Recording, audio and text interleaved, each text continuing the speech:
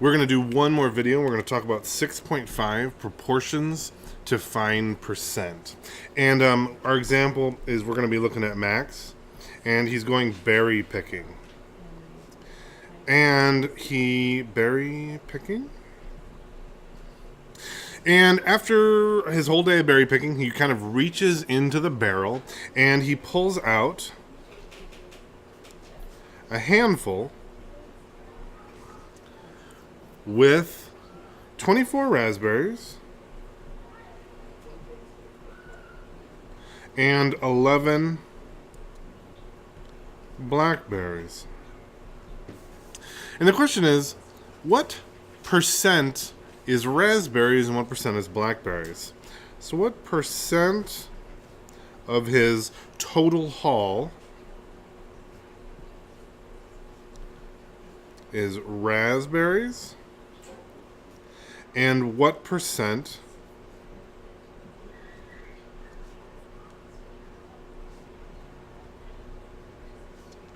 is blackberries? Okay, so how are we going to figure this out? We're going to use a formula in this section to kind of help us along the way. And the proportion that we're going to be using looks like this. A to B equals P to 100, okay? So how this works is we're going to be saying that something is to something as the percent is to the whole. Because this part right here is the percent.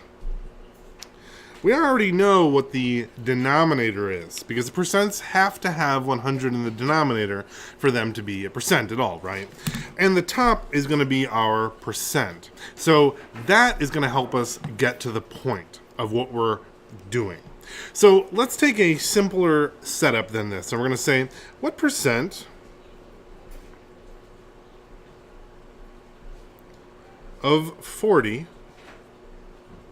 is 6? All right, so we're looking for the percent, and we know that 6 is a part of what we're looking for. So if I write this out, A is to B as P is to 100, I can say that 6 is to 40 as some percent is to 100. And that's going to tell me what percent I'm working at with 6. And when we have it set up like this, we all should know that our next step here is we're going to be doing some cross multiplication, because that is the easiest way to solve these. And this is going to give me 40p equals 6 times 100, which is 600 over here. So I get 40, so sorry. 40p equals 600. And I'm going to divide both sides by 40 to get rid of that 40. Now I have my percent is equal to 600 divided by 40. I'm going to get rid of a 0. I've got 60 divided by 4.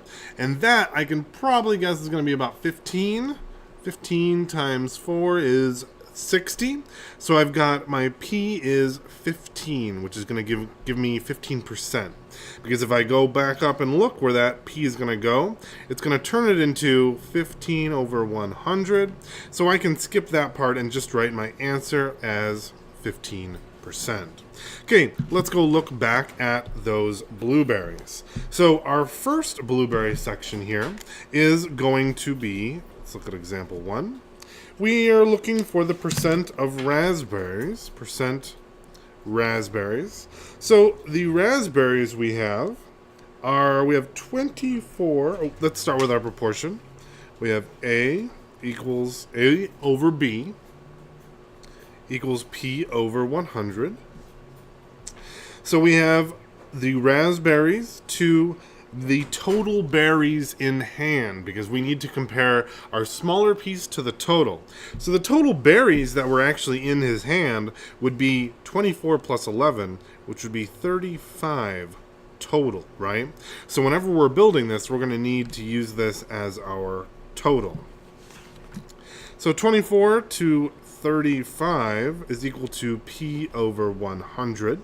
And if I'm going to set up my percent of blackberries, I can do the same thing.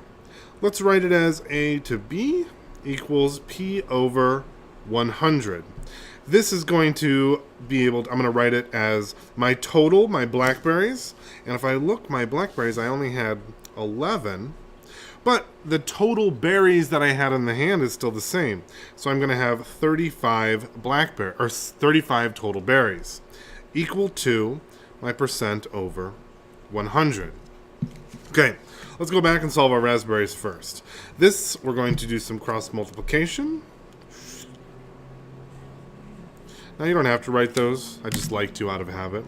I'm going to have 35p equals 24 times 100, which is going to give me 2400 or 2,400. Let's divide both sides by 35. And that's going to give me, you can still see, p equals, and I'm going to go grab my calculator for this one. Give me a second to load it up.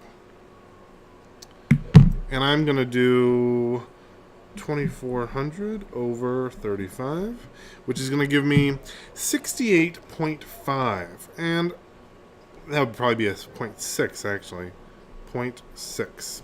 And it's okay for me to round to the nearest tenth when I'm doing my percentages. That's totally fine. And when I do this other one, I'm going to do the same thing. I'm going to cross multiply here.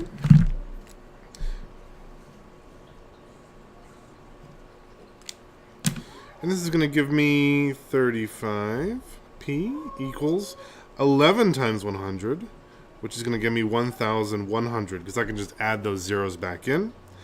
Dividing both sides by 35, I get p, oops, should have crossed those out, equals 1100 over, oops, forgot, 35. It's going to give me 31.4. And this is going to be able to use as my percent so that I can just put that back up into the top, if you recall. Because remember, I'm just finding that P. Now, another thing, or something that I should be able to do, is I should imagine that these two together should equal 100. So I could have also subtracted this from 100 to get my total percent, because I either have a raspberry or a blackberry. There's nothing else I can possibly have. So the total of these, plus if I add them together, should be about 100. Now I did do some rounding, so it might not be exactly right. But if I take 68.6 plus 31.4, I'm lucky this time, and it does give me exactly 100. Now, if I'm rounding a lot, I could get a little bit different, but here it worked out. And this is how I'm going to get my percents. Now, there are other easier ways to do this, but this is the way that I want you to do it for this assignment. If you feel like you get it, go ahead and go on. I'm going to do 2 more examples if you're still a little confused. Example 3. All right. We are going to look at what percent of 20 is 2.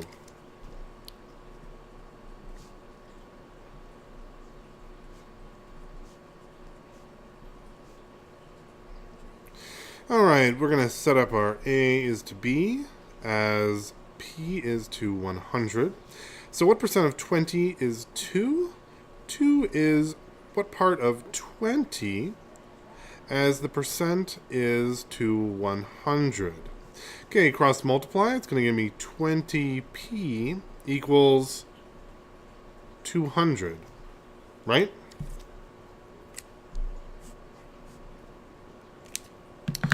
All right, divide both sides by 20. Cross off, p equals, cross off some zeros. Got 20 divided by 2, which is going to be 10, which is going to give me 10%. Not too bad. And final example, example 4. What percent of 30 is 6?